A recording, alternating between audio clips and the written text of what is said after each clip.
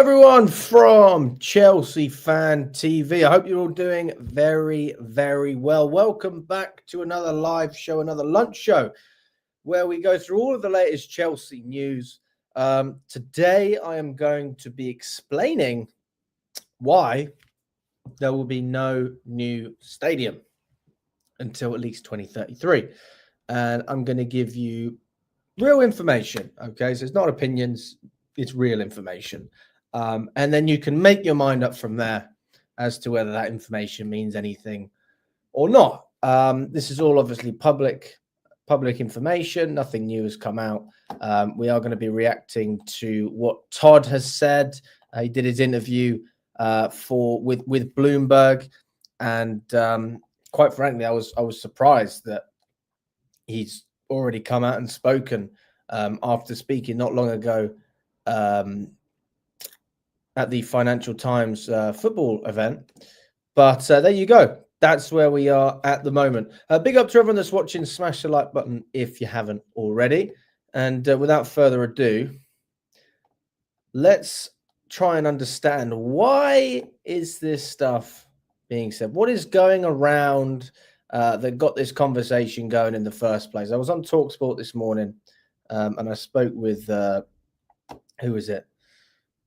Troy Deeney and Jeff Stelling. And to be honest, they weren't really that interested with what I had to say. But, you know, the questions that they asked, I had to answer them somehow, didn't I? So I wasn't going to lie about it. Let's see some of the quotes that we've heard from Boehly. Let's see what he said.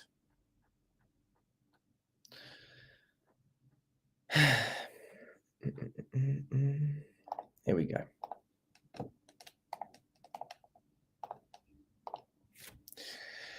So this is the first quote.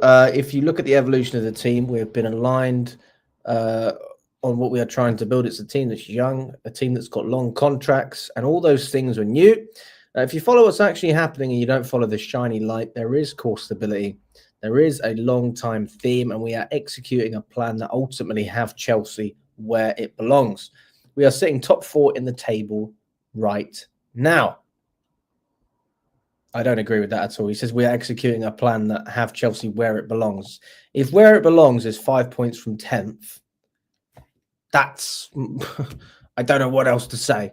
5 points from 10th is not where Chelsea belong. 5 points at the top of the table, or 5 points from being top of the table, that's different. But it's very different. Big up to CFC Daniel. I hope you're doing well. Big up to Stephen. These are all good questions. Big up to Tin Swallow as well. Do I want a new stadium? Yes, I would love a new stadium. But I want it to be close enough to Stamford Bridge. Like I personally have nothing against the Earls Court site, but from what we hear and from what we've seen, we did look at this on a show once. They've already started like construction and planning for everything in Earls Court. So I don't think that's actually possible anymore.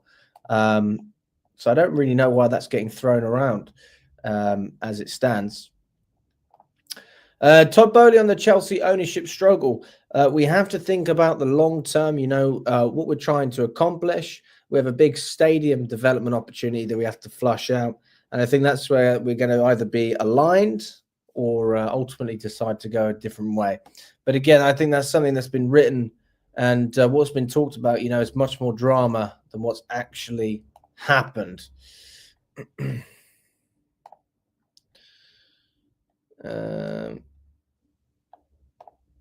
We have 16 to 20 years to figure out the stadium development. Obviously, inside of London, it's very complex, but it's not as if we're building something in the middle of a rural environment. So we have a lot of consistency to make sure that we care about. Certainly the Chelsea fan base is one, but long term, I think we're going to be building something new and figure that out. So these are really important quotes. And as you go through this show, you're going to understand why, because I'm going to break it down for you piece by piece. I'm going to start off with Boehly, and then I'm going to talk about, and then I'm going to show you what happened on TalkSport. And then you'll really have an understanding. One of the frustrating things as Chelsea owners, that the Premier League has become so competitive. But one of the great things about the Premier League is it's gotten so competitive. So the depth and the quality of the teams are going unlike any other league in Europe or anywhere in the world. Let me know if you agree with that, guys, because I actually would argue that the quality of football in a lot of ways has got worse in the Premier League. If you were comparing it to Spain, for example, I'm talking about the top teams there, not generally. I'm talking about the top teams. I watched Barcelona versus Atletico Madrid the other day, and I was astounded with the way they play. And if that was an English match, it would have been the best match of the whole season. Do you know what I mean? And we don't see enough of that in the Premier League. Enough games where it's end to end and just catches you, doesn't it? You can't take your eyes off the screen, or if you're there at the game, you don't want to leave your seat to go and do something else because it's such nice football. And I think the Premier League is losing that a little bit. I think everyone can agree with that. I think part of that is to do with the refereeing, also the fact that the ticket prices are going up. It's affecting the atmospheres within the stadiums. And then also you've got the management and the style of play that these managers are trying to implement, which, to be quite frank, is quite boring. You know, Chelsea and Maresca, for one, I'm not a massive fan of that style. When it works, fine, but when it doesn't work, it's probably the most boring style of football that's out there. So when you're playing out from the back, it's okay if it works. But again, how long do you accept that it's not going to work before you realize, well, maybe we have to change something here? So we are going to zoom in on Todd Boehly and what he said on Bloomberg with regard to Chelsea. Let's have a look at that. Chelsea Football Club. He was in Hong Kong for this interview. Only 11,000 views as of yet. I'm surprised more people don't watch this stuff. So let's see what he had to say, and obviously we know some of the quotes, but let's see what he said, and obviously, just take it from there. There's been a lot of tension between the owners. There's an ownership struggle. Is there a sense, are you any closer to deciding whether or not you'll... No, I think what the media writes about and talks about is exciting, right? But I just don't think it's realistic. I mean, I think if you look at the evolution of the team, we've been aligned on what we're trying to do and what we're trying to build. It's a team that's young. It's a team that's got long contracts. So she asked him about the ownership rift, and he said the media have taken that way out of context. It's not that bad. And he's talking about the fact that his consortium with Mark Walter and Hansi Wiss, and then you've got Clearlake as well, they are aligned. So they do agree on how they're running the club in many aspects. You can't deny it. I mean, Boehly's clearly saying it there. Let's see what else he says. And all these things were new, and of course, in order to do all those things that we've done, it's obviously because we're aligned. So I think if you look at what's actually happening, and don't follow kind of the shiny light, right, then you'll see that there's core stability. There's been a long time theme, and I think we're executing on a plan that ultimately will have Chelsea where it belongs. I mean, we're sitting top 4 in the table right now. But it's not at the top of the... Yeah. I don't really know what to say to that. I mean, the quote that I read out from Vince is actually slightly wrong, because he talks about Chelsea being where they belong, and it's actually, that's not entirely what Boehly said. He says, our plan is going to get us where Chelsea belong. Where do we belong? That's what I want to know. If I was to ask Todd Boehly that question, or Egg Barley, where do Chelsea belong? Can you talk football with me, please? Is it as a top 4 team? Is it as a cup team, a team who picks up cups, but they don't really do well in the league? They don't win anything or challenge. Are we going to thrive on the European stage? Are we going to win Champions Leagues?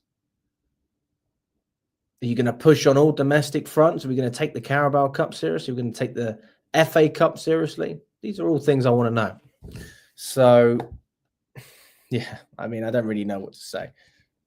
We'll have Chelsea where it belongs. I mean, we're sitting top 4 in the table right now. But it's not at the top of the table, and some say that perhaps it can do better. But in terms of oh, she does dig him out there. She says, but it's not at the top of the table, and he doesn't know what to say. I mean, well, you're supposed to respond to that. But the truth is that, and I can't speak entirely for Boehly here. I really think I'm speaking more for Boehly. And this is where we're going to come to sort of Clearlake, not Boehly. When we talk about what Chelsea want to do, can we appreciate that? And I want to explain this as well, because I've seen comments about this. People saying, Boehly doesn't actually own Chelsea. He's using investors' money. Boehly owns shares. He's a shareholder in Chelsea. Barley isn't. Feliciano isn't. So the Boehly consortium that own 38% of the club, something like that. They actually own those shares. Boehly is the face of that consortium. He is in charge of those shares. But Mark Walser and Hansi Wiss basically do what you want to do. Clearlake own shares, but Feliciano and Eghbali don't. So that's really important to understand, because when I say Clearlake, we are talking about private equity money. We're talking about investors, multiple investors, I'm sure, many investors. Okay, this is a big fund. Now, so you're talking about 3 individuals, and then again, I ask an open-ended question because I don't know the answer to this, is how many investors from Clearlake actually have a stake in Chelsea? How many of them have their money in Chelsea? And I'm sure the answer is quite big. I mean, I think we're probably talking about hundreds, based on the fact that it was 2.5 billion to acquire the club. So you can imagine that one person's not going to put all of their money into this transaction. So it's probably quite a few people. So yeah, that's one thing that's really important to understand. But we'll keep going. ownership, I mean, where is that going? At the top of the We'll have Chelsea where it belongs. I mean, we're sitting top 4 in the table right now. But it's not at the top of the table, and some say that perhaps it can do better. But in terms of ownership, I mean, where is that going? Are you any closer to deciding whether you'll sell your stake? I think the status quo is something that's just fine. I think we've learned from each other, and I think we're really going to be able to work it out any which way. So, status quo for the next foreseeable future. And I think we have to think about long term, what we're trying to accomplish. We have a big stadium development opportunity that we have to flesh out.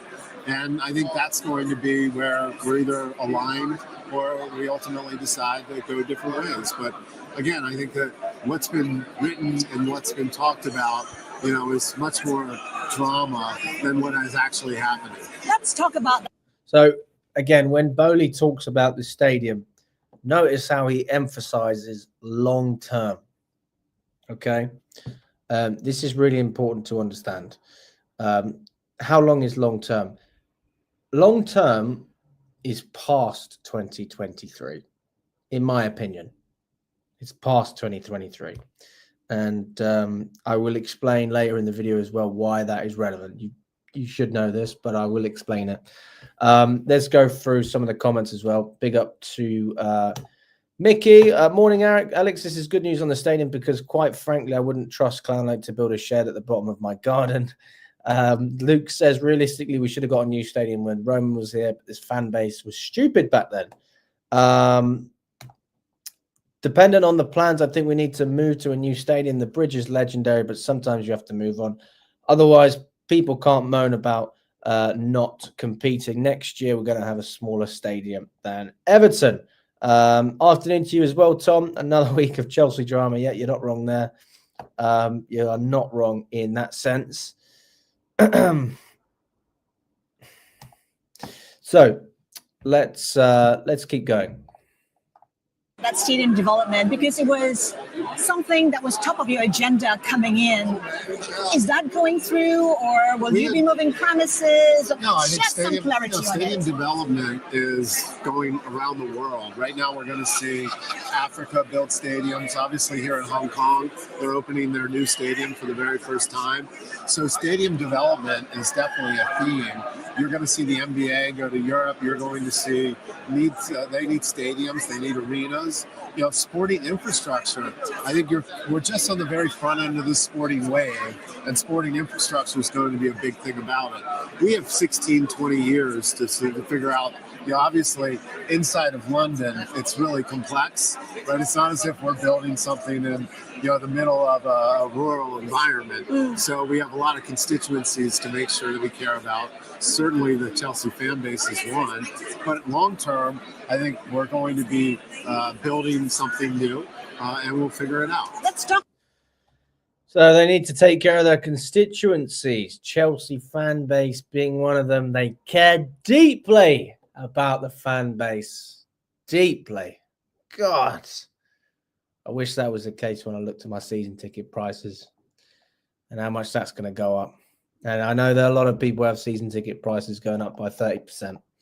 I'm not sure that Boehly cares too much about the fan base. Not really sure there's much justification for that. I mean, look, if he cared, would we be finding all of this information out via Bloomberg and via the Financial Times and Forbes, all these different financial outlets? And by the way, the reason he speaks to these people is because he has investors and he wants his investors to have faith in him and whatnot. I mean, I actually don't know why Chelsea comes up, because again, Boehly is the shareholder of Chelsea. So even if he borrowed someone's money, it's actually his shares, so he can do what he wants with the club, with his shares. But yeah, it's all financially driven. So he says we're going to figure it all out. I mean, this comes down to time as well. This ultimately comes down to time. And when I say time, we're not talking about months here. We're talking about years, people. But the message will become clear as we go on. Talk about that value. You paid $2.5 billion for Chelsea FC. Yeah. Is the club worth less now that it hasn't won any trophies, that it didn't qualify for the European Champions League, or is it worth more just because of the league being so popular? I think the trend is our friend. In this. What the fuck does that mean? The trend is our friend. Chelsea are not a stock. We are not on the stock market. ...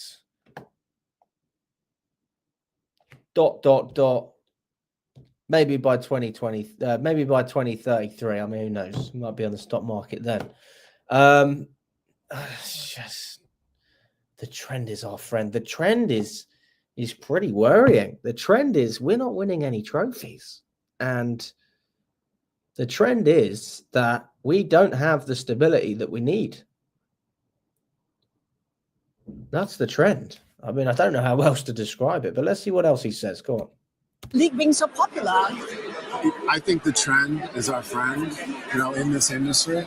I think the opportunity to be able to grow the fan base around the world, right? Because unlike American sports, we have the ability to grow internationally and build our own revenue base, on that international fan base. So I think the opportunity is enormous. I think the Premier League is, sitting in a great place. I mean, one of the frustrating things as Chelsea owner is that the Premier League's become so competitive. But one of the great things about being in the Premier League is it's gotten so competitive. So, the depth and the quality of the teams are unlike any other league in Europe or anywhere in the world. So I think that whole element of what's going on, because I don't think it's not really a derivative of did it win last year or did it win this year. right? I mean, this is a club that just celebrated its 120th anniversary, and so it's more valuable than what you paid for. Yeah, I would say yes. Where do you go from here? Because I know that I think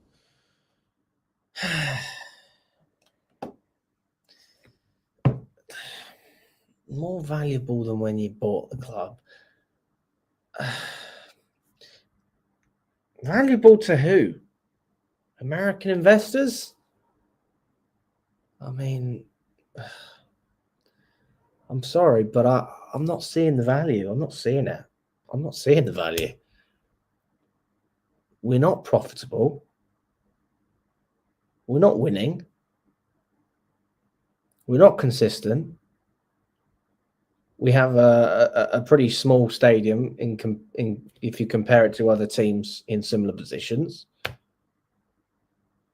Like, where is that value? You've honestly chucked value away from the club by stripping it of its most valuable assets, i.e. the players, the best manager, who is now the England manager. I'm glad he's the England manager, not anyone else's, but I'm not seeing the value there. I'm not seeing it. you and your group bought a cricket team recently. Okay, we don't need to know about the cricket. So you understand. You've seen the first video from Boehly now. Now, what I want to show you next is what I said when I went on TalkSport, and we spoke about Jadon Sancho, and we also spoke about the ownership at Chelsea as well. So it's good that you've seen the Boehly video. Now you have an idea of what's been said. So we're going to go on to TalkSport now. We're going to talk a little bit about Sancho, and then we'll go back to the ownership. And then I'm going to break down exactly why I say what I say, because some people might not understand it. But we've got plenty of time. Plenty of time. They'll have to pay Manchester United a £5 million fee if they decide not to sign Jadon Sancho on a permanent basis this summer. Sancho joined Chelsea on loan in August, a deal which included an obligation to buy for between 20 and 25 million, provided they finish at least 14th in the Premier League this season. Bizarre clause.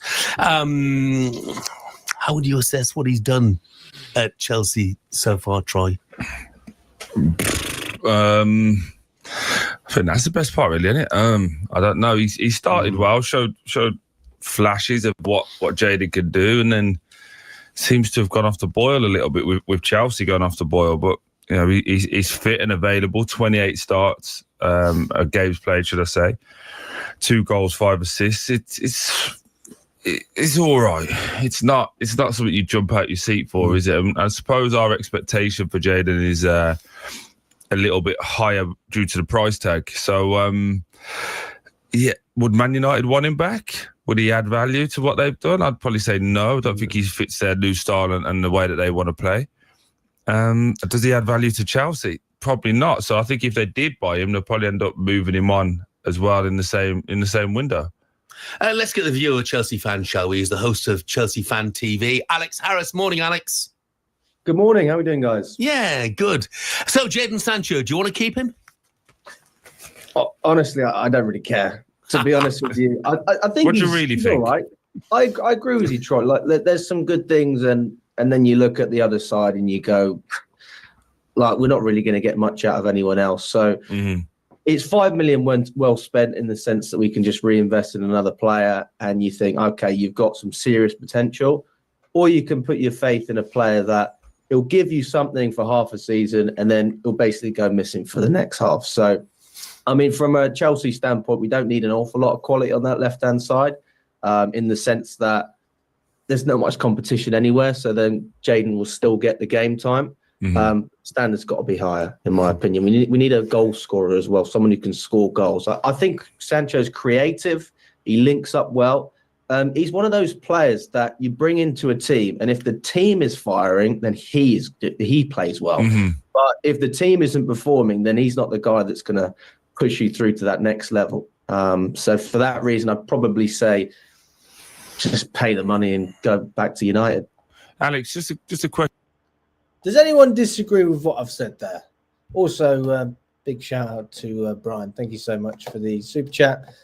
Blue Co out for fuck's sake.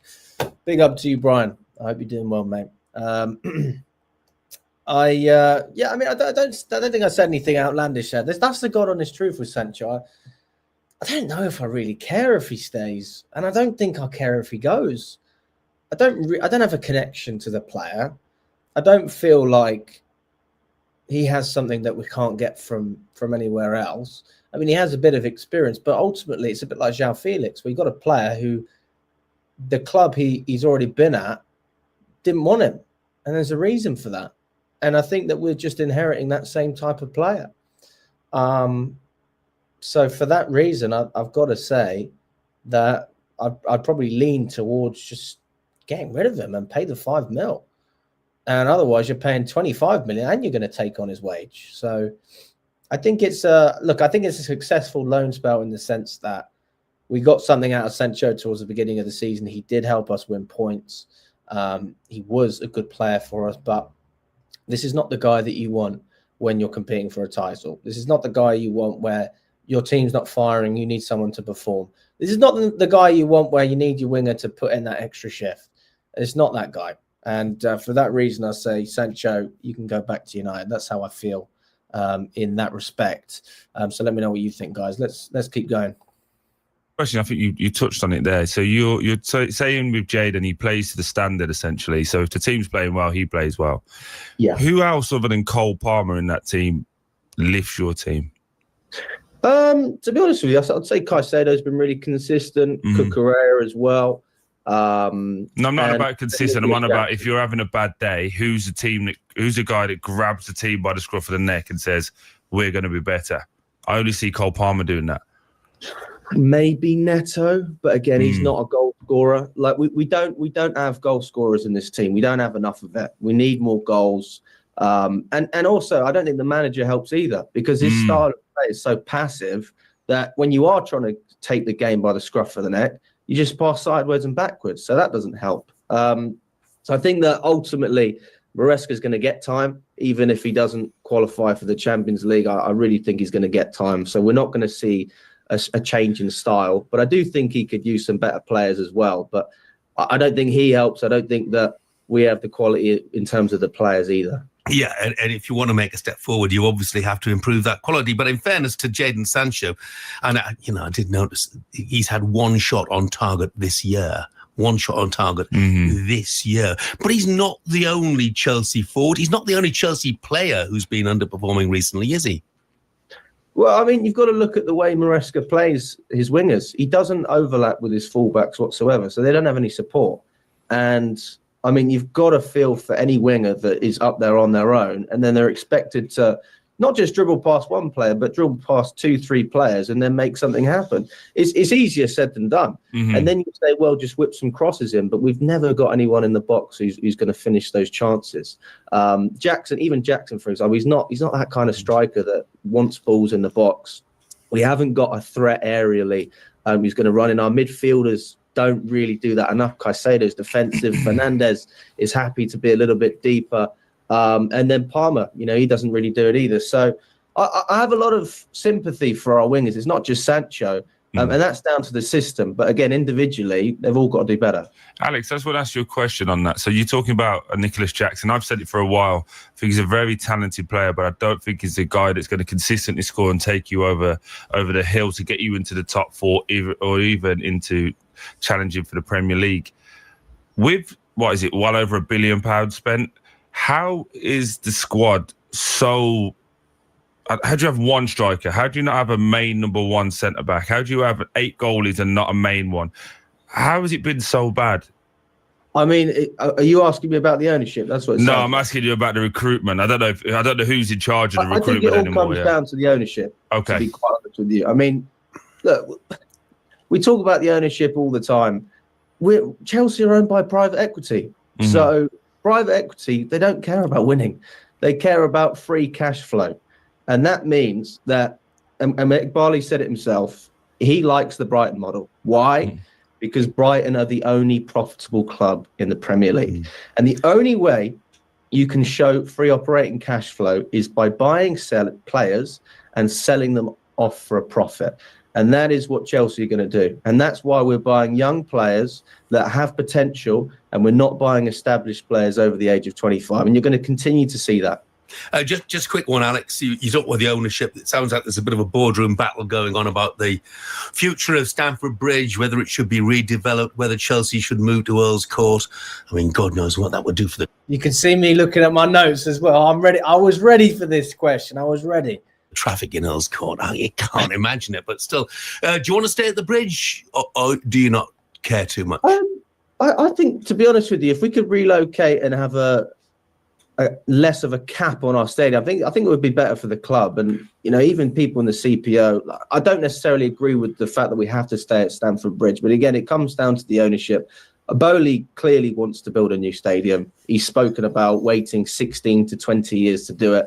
We don't hear anything about a new stadium from Boehly, for the reason that, again, it's not in Clearlake's best interest to build a new stadium. They're going to sell the club by 2033. We know they are.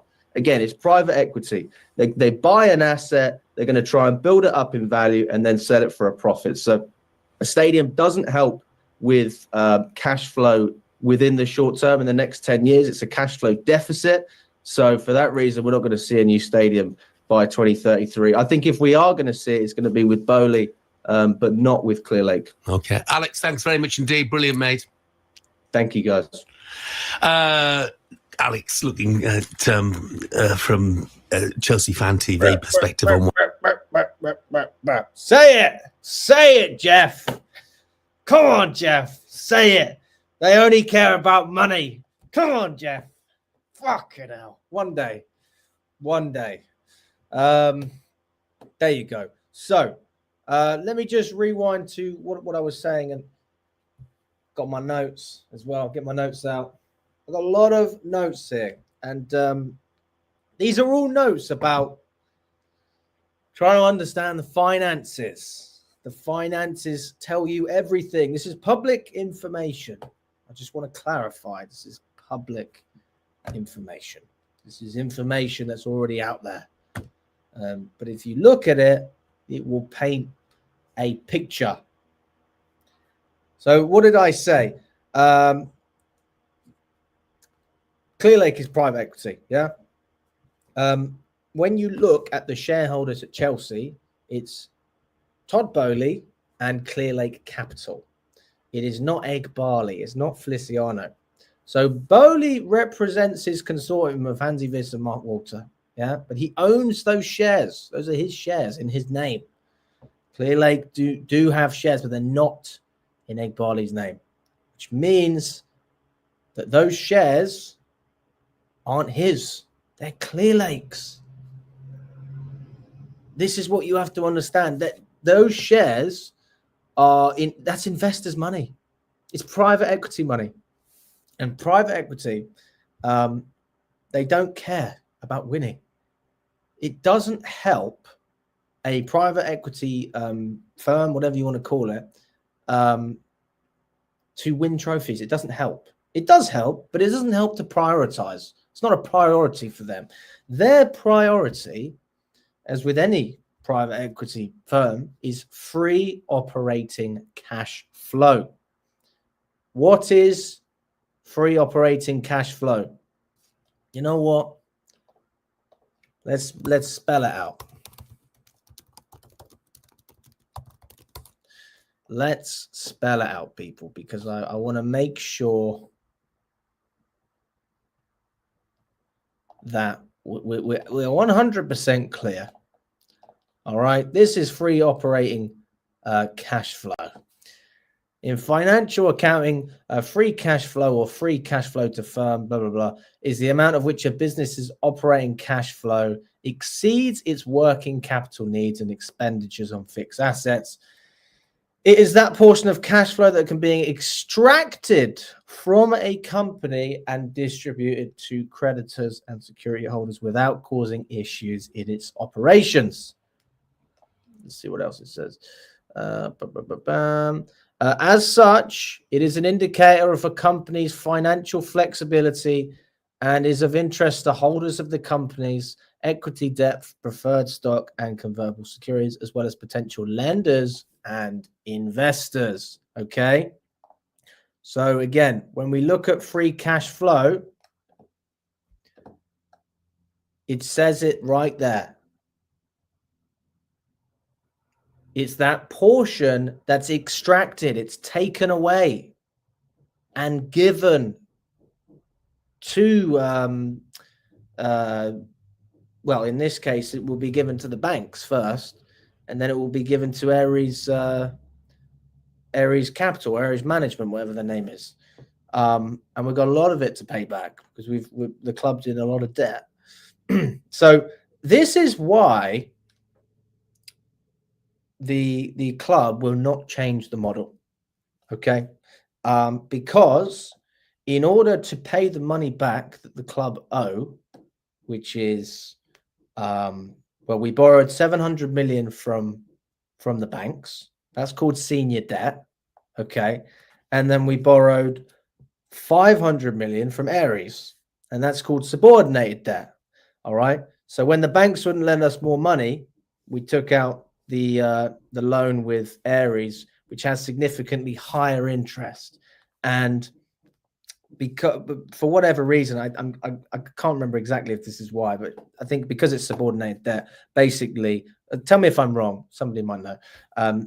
The interest isn't paid over time, right? With the banks, the interest is paid as time goes. So that could be every year, every quarter. I don't actually know, but it's over time, right?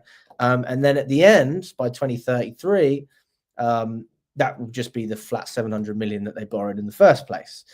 With Ares, that 500 million accumulates to about 1.7 billion just interest. Yeah, so that 500 million turns into 1.7 billion, and you have the other 700 million that was borrowed from the banks. That's 2.5 billion in debt that needs to be paid off by the club, just to not lose money. So, and again, I repeat myself. This is public information, so I'm not actually exposing anything. This is stuff that I'm sure Johnny's spoken about and other people, and it's just interesting to understand it, isn't it? Because you want to understand why do we borrow the money and how are we going to pay back the money? Because we're not allowed to take money out of the club until 2033. So that's why the debt accumulates, right? Because if that 500 million could be paid in 5 years and have significantly less interest, I'm sure they would do that, but obviously they can't, which is why it adds up so much. But they clearly believe that the club's going to be worth more than sort of 2.5 billion. Otherwise, they wouldn't make any money. But that's why they need free operating cash flow. And the only way to show cash flow, which is proven in the Premier League, is the Brighton model, which is to sell players for a profit. And that's what we're going to do. So we've obviously got a big heist coming in terms, well, heist, I say, a big fire sale of players. And the issue then is if we sell players at a loss, the players we've already bought will then have to borrow more money from the banks. And that's not good news because that puts us in more debt. But if the banks didn't want to lend more money, because there's a good chance they wouldn't want to lend more money because the project's not going very well, let's be honest, then they would expect someone else to put more money in. So it could be a new investor, or it could be one of the owners putting their own money as well as I can't remember what the word is, but basically just putting their own money in as well. And that's what Boehly's talking about. He's talking about 16 to 20 years for the stadium. And the reason that he's saying that is because I don't think the stadium will be built while Clearlake Capital own Chelsea. I think as long as Clearlake are a part of Chelsea, you will not see a new stadium. You won't even get planning permission. I don't think you get any of it. For the reason that We just spoke about free operating cash flow, which is private equity, which is a priority for private equity, right? A stadium does not help with cash flow. It's a cash flow deficit. Okay, that's why Clearlake don't care about the new stadium, because it takes 30 years to pay off a stadium. And if they're trying to sell the club by 2033, then paying for a stadium is not helping them to show that they have a profitable business. That actually makes it a lot harder for them. So that's why Clearlake are not going to be involved in our stadium, and that's why Boehly said, they could go their separate ways, and that could mean that they try and buy each other out. I doubt that Clearlake will buy out Todd Boehly. I really doubt that. But what I personally think is going to happen is I think that Boehly is going to try and raise money and buy out Clearlake, so that they make their profits. And yeah, I think that's what Boehly's going to try and do. The issue is then if we can't pay the loan, the debt, then what happens if you can't pay your debt? If you have a mortgage that you can't pay, if you have a let's just say a mortgage, eventually your house gets taken. All right, eventually. So if the football club can't pay its debt, we've got Ares and we've got the banks, then I would assume, and maybe this is just speculation, that Ares could take control of the club because there's an outstanding debt. And I'm sure we've seen the same thing with Inter Milan and AC Milan as well. Let's have a look. Inter Milan ownership.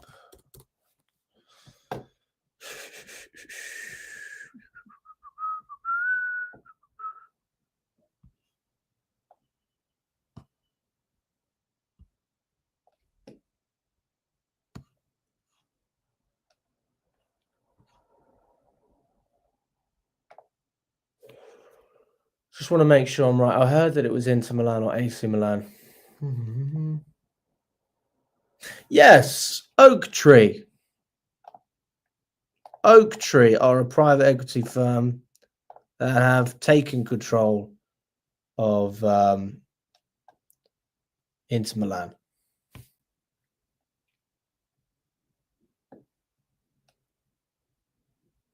Yes. Okay, so I am right.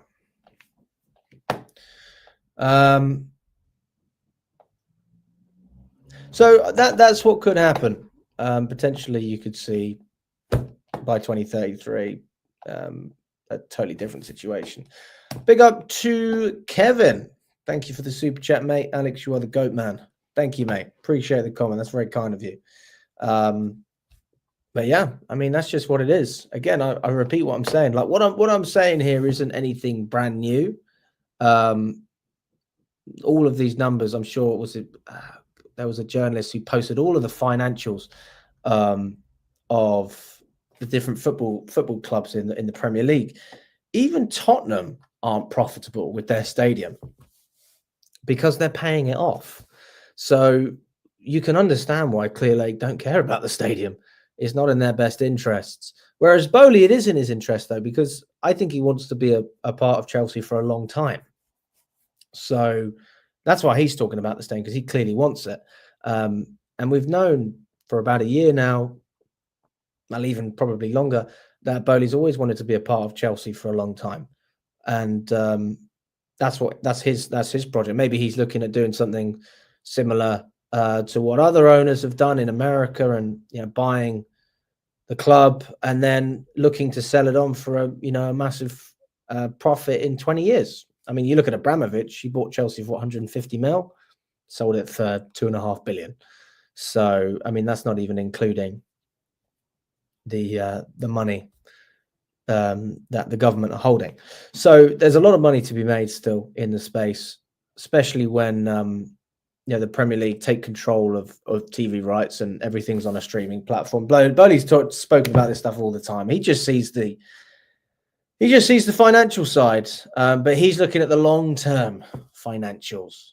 Clear Lake are looking at the short term. They want to get in, get out. And that is what I think. And again, when we look at the numbers and the debt, that's an eye-opener that maybe that's why our project is run on the basis of signing young players, because that they can sell for more value, and that future value is valuable to whoever's buying the club in future. I mean, I don't really get it, but it's basically the Brighton model on steroids. Right, let's see what everyone's saying.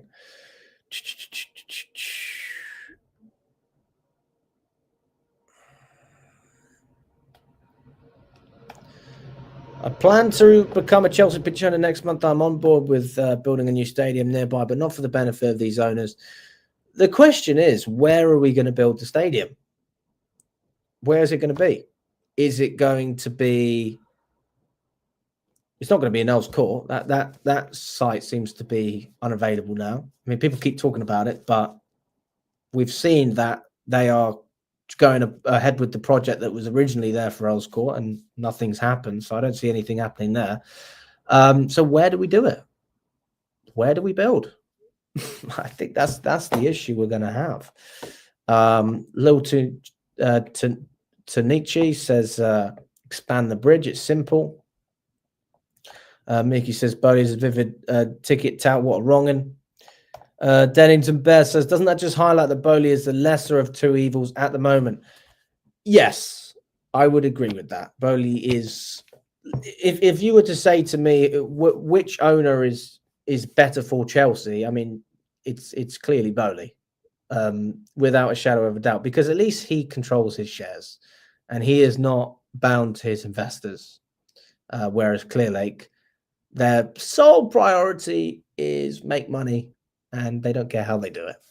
But I think that Boehly wants to prop Chelsea up to then sell on for a massive profit. So, yes, lesser of two evils in that sense. Do you think that the investors of Clear Lake put down over 2 billion to make a few thousand on dividends from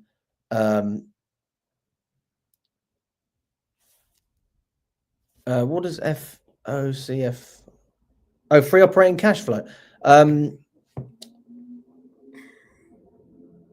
mean, no, I'm not saying that that's why they did that. They want to prove that Chelsea is profitable.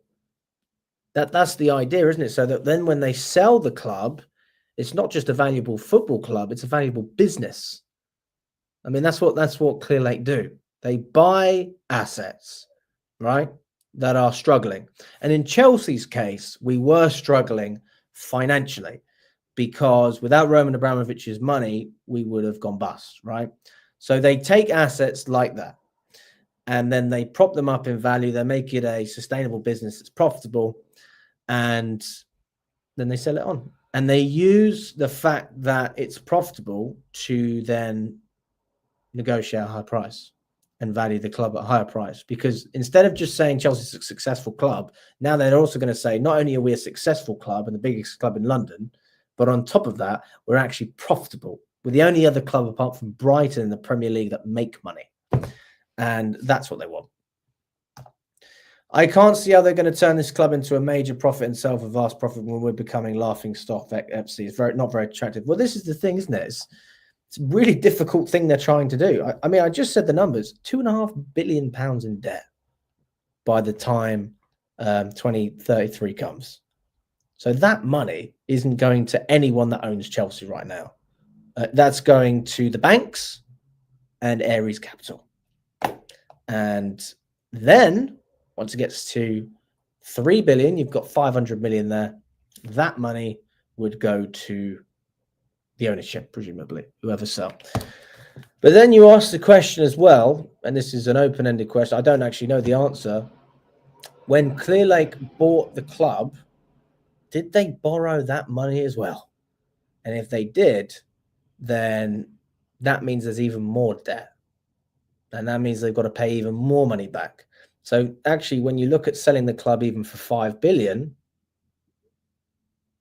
that's 2.5 billion gone straight away. And then they still haven't made any money. So how much has the club got to be worth for them to make a profit? That's the question.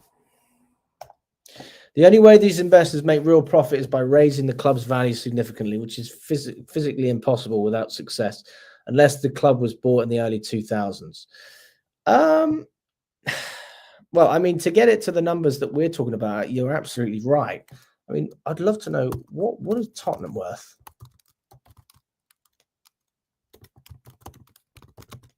What are they actually worth as a club? So in 2022, they had a value of $849 million. But their value has gone up quite a lot, actually. According to Forbes, that's reliable enough. So the report from Forbes has Spurs in 8th place. Let's have a look. In 8th place with a value of $3.2 billion, which equates to $2.5 billion. That's up a huge 14% from last year, eclipsing the increases for the likes of Chelsea, PSG, Bayern Munich, and Man City. Spurs are thought to have had an operating income of 161 million, which equates 126 million pounds a year. And they're still not a profitable club, by the way, because of their stadium. They're still not a profitable club. When they get their stadium, they'll be extremely profitable, like when they paid off that debt. So, I mean, let's just presume that a club like Spurs can go up by 14% in value each year.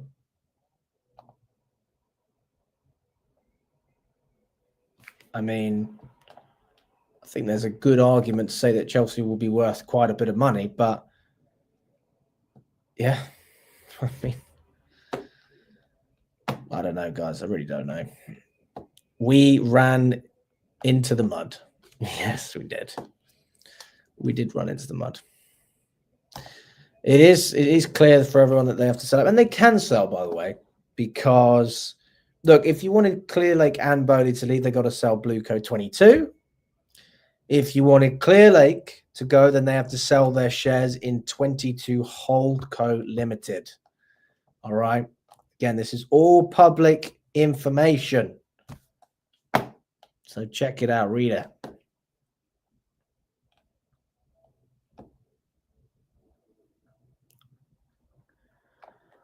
You were on episode 4 of Pulisic with Lewis. Oh yeah, and I yeah, I know about that. That's quite funny, isn't it?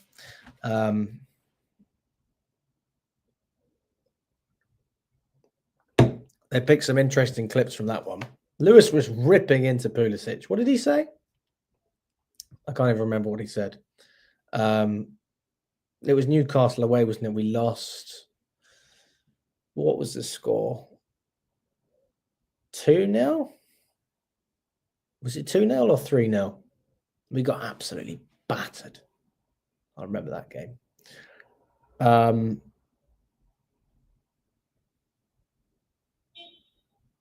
Yeah. I mean, Pulisic, good luck to him in his career, but that player is not good enough to have a documentary. I'm sorry. Debt FC. That's one way of looking at it. Eunice said a lot of money will buy out Earls Court. Well, I disagree. I don't think a lot of money is going to buy out Earls Court because again, you've got to put the money up. So why would the banks give us more money when we've already borrowed 700 million and another 500 million? Why would anyone lend us money? Okay, that money that you borrow has to be paid back. Doesn't look like it's going to be easy to pay that money back. Also, this is going to happen by 2033 anyway, the stadium. That's the earliest. It's not going to happen before then. So Earls Court will be done. They're probably finishing their development by that point, if not continuing it. So I disagree. We're not going to get Earls Court. We are not getting Earls Court. I've done enough research on this topic now to know that it's not going to happen. And I say that with a lot of confidence. Look, if we were looking to make a stadium happen ASAP, then fair, I'd agree with you, but we're not. Clear Lake are taking their sweet time, as in they don't care. They don't want the stadium. He's the best American footballer, but I mean, that doesn't mean much to me. He wasn't very good for Chelsea, so he was average for us. He was average. Let's just say that. That's like saying, I don't know, Madueke needs a documentary. Like, what? Why does he get a documentary? What's he done? That's the equivalent of Pulisic having a documentary. Madueke as well. Was 2030 the completed build date or when they expected to start planning? Good question. Let's have a look. Oh, actually, I don't even know, man. I don't even know. Should we have a look on there?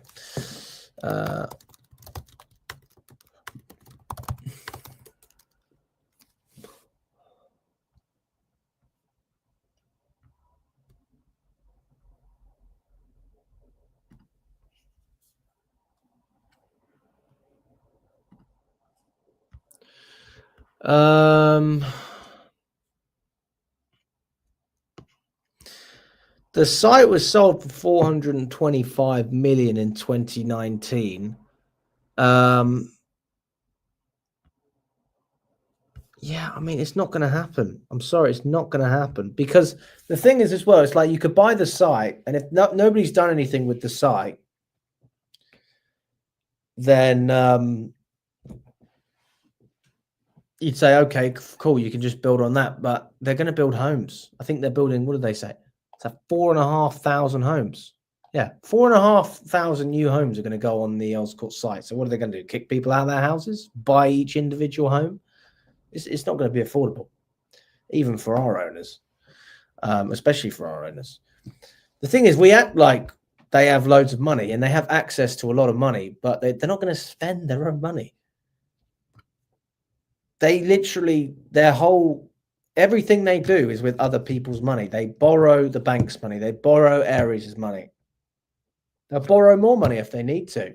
So we expect them to finance this big stadium relocation. Why would they do it? It's not in their best interest. I mean, it's in Boehly's interest, but it's not in Clearly's interest.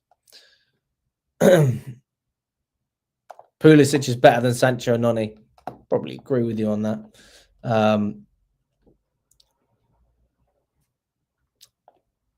Fair argument. I mean, at his peak, Sancho was better than Pulisic, but Pulisic has been more consistent. I mean, I don't know the details, Luke, to be honest with you. I don't know the details. Like in England, planning permissions, all these things take so much time. So it doesn't surprise me if that's what's taking the biggest chunk of time as well. And they've probably already got that. They just need to start on the construction. But again, if that site was bought for what? Did I say 425 million in 2019, and we're now in 2025? Like we just said that Spurs went up 14% in value. And was that in a year, according to Forbes? Yeah, Spurs went up by 14% in value in a year. So you look at 400 million and you're saying, honestly, it's probably close to double that now. You're not going to get that for 400, 500 mil anymore. You have to pay a real premium. Also, these people have invested their time, so they're not going to want to. They're not going to do it. They're not going to do it, guys. I don't see it. Who's got a more punchable face than Stanley or Stuart? Dempsey was better than Pulisic. That's true. We have a bigger debt than the Glazers, 800 million, and Clear Lake's been here for 3 years. We're literally in hell. I don't know where you're getting the 800 million from. Our debt is right now, what's that? 1.2 billion. That's our debt. 1.2 billion. 700 million from the banks, 500 million from Ares, and that debt will rise to 2.5 billion by 2033.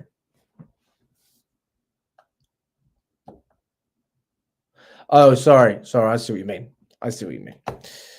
I'm with you.